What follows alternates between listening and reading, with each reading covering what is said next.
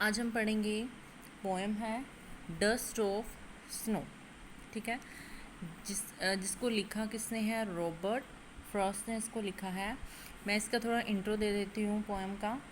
ये क्या है? एक सिंबॉलिकल पोएम है जिसमें एक मामूली सी घटना का जो है जिक्र किया गया है।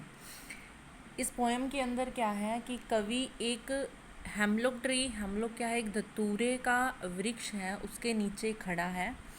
ठीक है। ठंड का मौसम है, बर्फ़ पड़ रही है।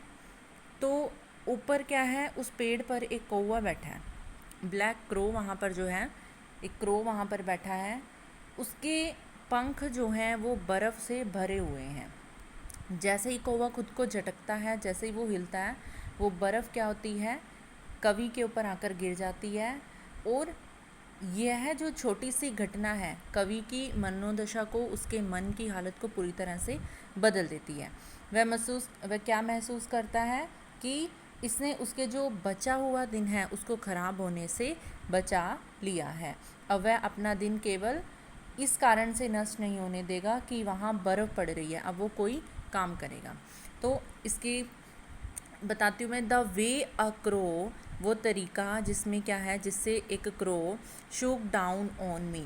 शूक डाउन ऑन मी, इसका क्या मतलब है कि झटक कर वो गिरा देता है मेरे ऊपर। ये कौन कह रहा है? कवि कह रहा है। कवि कौन है यहाँ पर? Robert Frost. The dust of snow, dust of snow क्या है? टिनी पार्टिकल्स ऑफ स्नो, जो क्या है? छोटे छोटे, सॉरी हम बोल सकते हैं कि टिनी मतलब जो स्मॉल, कुछ बारीक से कण हैं किसके? स्नो के। From a hemlock tree. Hemlock tree क्या है? एक जिसको हम बोलते हैं धतूरा। ठीक है। ये एक पॉइजनस प्लांट है जिसके छोटे छोटे सफ़ेद फूल होते हैं जो कि बहुत ही विषैला होता है। ठीक। उसके बाद क्या है? हैज़ गिवन माई हर्ट, कवि कहता है कि मेरे दिल को एक मतलब कि वो पूरी तरह से हिला देता है। अ चेंज ऑफ मूड, मेरा मूड पूरी तरह से वो चेंज कर देता है। And save some part of a day I had read, और जो मेरे दिन का जो शेष टाइम जो बचा है, रिमेनिंग टाइम है, उसको नष्ट होने से वो बचा देता है। क्योंकि वो ये सोच रहा था कि बर्फ़ पड़ रही है और वो कोई काम नहीं कर सकता। लेकिन अब क्या है?